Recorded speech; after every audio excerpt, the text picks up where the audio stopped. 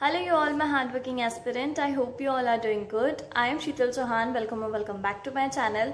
आज के वीडियो में बात करेंगे कि हम लोग जो कभी कभी लो फील करते हैं, कभी कभी बहुत डीमोटिवेशन हो जाता है, ये प्रिपरेशन ही ऐसी है कि हम लोग ऑल डे अच्छा नहीं महसूस कर सकते। मतलब हमेशा हर दिन 10 से 12 घंटे नहीं पढ़ सकते। कभी कभी एक फेज ऐसा आता है स्टूडेंट लाइफ में जब हम लोग बहुत लो फील करते हैं और 50 चीज़ें सोचने में आती हैं। वो चीज़ें क्या है मैं आपको बताती हूँ। कभी कभी सोचने में आता है कि इतने सारे लोग प्रिपेयर कर रहे हैं और सभी सेम बुक्स पढ़ते हैं, तो हम लोग ऐसा क्या स्पेशल कर लेंगे। कभी कभी किसी के साथ ऐसा होता है कि बहुत ज़्यादा साल हो जाते हैं पढ़ते पढ़ते, तो उन लोगों को लगता है कि जब फर्स्ट अटेम्प्ट में नहीं हुआ, सेकंड में नहीं हुआ, तो अब इस बार हम ऐसा क्या कर लेंगे जो हमारा हो जाएगा, और नहीं हुआ तो फिर आगे क्या करेंगे। क्योंकि हम लोग किसी और प्लान पे भी शिफ्ट नहीं होना चाहते, क्योंकि इतने सालों तक मेहनत की है, तो हम चाहते हैं कि हमें हमारी मेहनत का फल मिले, है ना। तो हम लोग नहीं चाहते कि किसी प्राइवेट जॉब में हम लोग जाएं। हमें करना भी यही है पर हम करते भी नहीं हैं। जान रहे हो ना आप लोग कि मैं क्या बोलना चाहती हूँ। और कभी कभी ऐसा होता है कि जो हमारे फ्रेंड सर्कल है उसमें बहुत सारे लोग प्राइवेट जॉब में लग जाते हैं, तो फिर हमें ये भी लगता है कि हम लोग कब तक इस गवर्नमेंट जॉब में अपना सर मारते रहेंगे और नहीं होगा सिलेक्शन। और अगर नहीं हुआ और अल्टीमेटली अगर प्राइवेट जॉब में ही जाना है तो फिर हम ये सब क्यों कर रहे हैं। बहुत सारी चीज़ें सोचने आती है, और इससे भी ज़्यादा भी बहुत सारी चीज़ें आप सोच सकते हो। कुछ भी हो सकता है, अपने पर्सनल लेवल पे भी कुछ भी हो सकता है। कोई फाइनेंशियली इंडिपेंडेंट होना चाहता है जल्द से जल्द, और आपको लोगों को भी पता है कि ये एग्ज़ाम बहुत ज़्यादा टाइम लेती है। और एमपीपीएससी की अगर बात करें तो बहुत रोती है, रोते रोते एग्ज़ाम लेती है, रोते रोते रिजल्ट देती है, फिर मेंस अलग टाइम लग जाता है, बहुत टाइम कंज्यूमिंग है। तो हम लोगों को ये सारी चीज़ें सोचने में आती है, फिर भी हमें प्रिपरेशन तो करनी ही पड़ती है। तो आइए जानते हैं कुछ ऐसी टिप्स जिससे आप अपनी प्रिपरेशन को बूस्ट अप कर सकते हैं और अपने डे को प्रोडक्टिव बना सकते हैं, ताकि एक ही बार में हमारा सिलेक्शन हो जाए।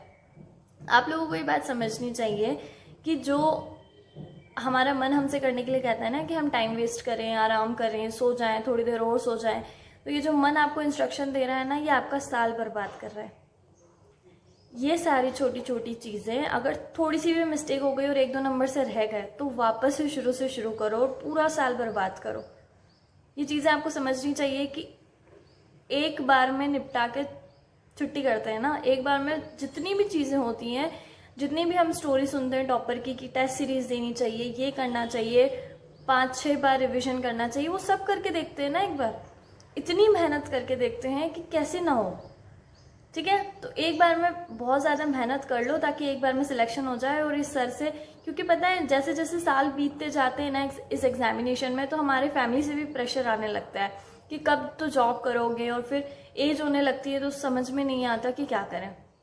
ठीक है, तो वो प्रेशर बढ़े, इससे अच्छा है कि पहले ही कम प्रेशर के साथ इस एग्जाम को निकाल दो। तो फिर शुरू करते हैं। मेनली 3 पॉइंट्स पे बात करेंगे। पहला पॉइंट है टाइम टेबल बनाना। बोरिंग टाइम टेबल बनाने के लिए नहीं कह रही हूँ, हमें एक ऐसा टाइम टेबल बनाना है जिसमें हम लोग फन एलिमेंट को भी ऐड कर सकें। जैसे किसी को पेंटिंग करना पसंद है, किसी को डांसिंग, तो किसी को कुछ स्पोर्ट्स होते हैं ना, गेम्स, वो खेलना पसंद होता है।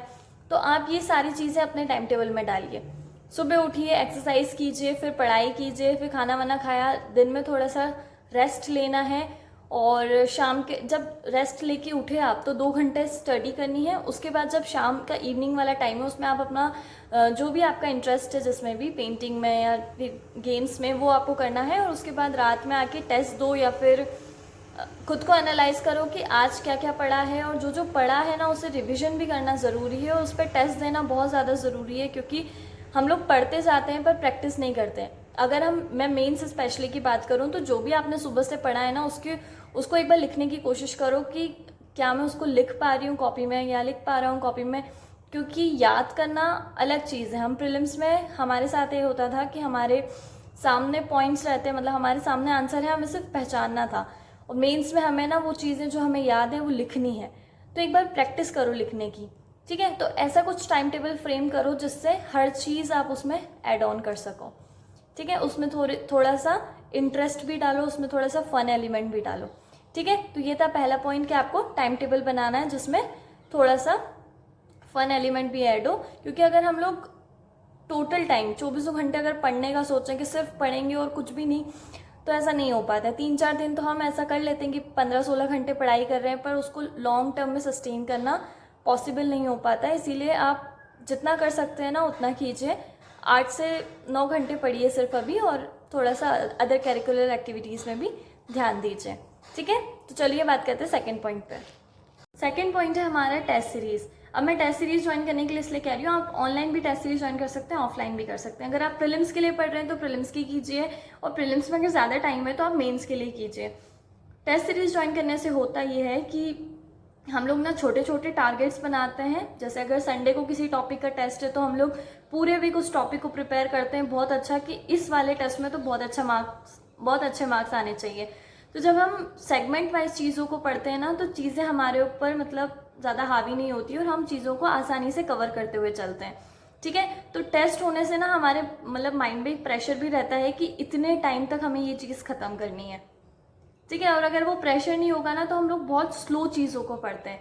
मेंस वाले स्टूडेंट, जो भी आप प्रीलिम्स क्वालिफाई कर रहे हैं, नहीं भी कर रहे हैं, तो भी प्लीज़ मेंस की टेस्ट सीरीज़ लीजिए। उससे ये होगा कि प्रैक्टिस हो जाएगी, पहली चीज़। दूसरी चीज़, आपका स्पीड बढ़ जाएगी। अगर संडे को किसी चीज़ का टेस्ट है तो आपको पूरा एक हफ्ते में ही पढ़ के जाना है, तो स्पीड आपकी बढ़ जाएगी कि आप जल्दी जल्दी चीज़ों को कवर करने की कोशिश करोगे, क्योंकि इस टाइम तक आपको ख़त्म करना है, ठीक है। और थर्ड चीज़, आपको एक इवैल्यूएशन मिल जाएगा कि आप कहाँ गलती कर रहे हैं, ठीक है। तो ये था हमारा second point, test series join करना बहुत ज़रूरी है। थर्ड पॉइंट पे बात करते हैं। थर्ड पॉइंट है कि न्यू वे ऑफ स्टडी। अब ऐसा क्यों? अगर जैसे हमारी आदत है सिर्फ बुक्स लेके बैठने की और लाइन टू लाइन पढ़ने की, और उस चीज़ से हम बोर हो गए हैं, तो जब हम कभी बोर हो जाते हैं ना तो भी हमारा पढ़ने का मन नहीं करता फिर। तो हम लोगों को दूसरी टेक्निक पे शिफ्ट होना चाहिए। वो टेक्निक ये भी हो सकती है कि हमने वो वाले टॉपिक का वीडियो यूट्यूब पे देख लिया, या फिर उसको पिक्टोरियल फॉर्म में देख लिया। जैसे हिस्ट्री के लिए बहुत सारे वीडियोस हैं यूट्यूब पे, जिसमें वो लोग स्टोरी की तरह आपको चीज़ों को समझाने की कोशिश करते हैं, तो वैसे आपने वो चीज़ को पढ़ लिया, या फिर शॉर्ट नोट्स बना के उस चीज़ को पढ़ लिया, क्योंकि एक बार लिखने से भी चीज़ें याद हो जाती हैं। तो जो भी आपकी पुरानी टेक्निक आप यूज़ कर रहे हैं ना, उसको थोड़ा सा बदलने की कोशिश कीजिए, क्योंकि जब हम चेंज लाते हैं ना पढ़ाई के पैटर्न में, तो हमारी स्पीड जल्दी बढ़ती है, ठीक है। तो ये थे हमारे 3 पॉइंट्स। अगर आपको इन चीज़ों से हेल्प मिलती है और आप वापस से पढ़ने बैठ जाते हैं, आपकी स्पीड बढ़ जाती है, तो प्लीज़ वीडियो को लाइक करना, शेयर करना अपने फ्रेंड्स के साथ, और सब्सक्राइब कर देना चैनल को। Thank you so much.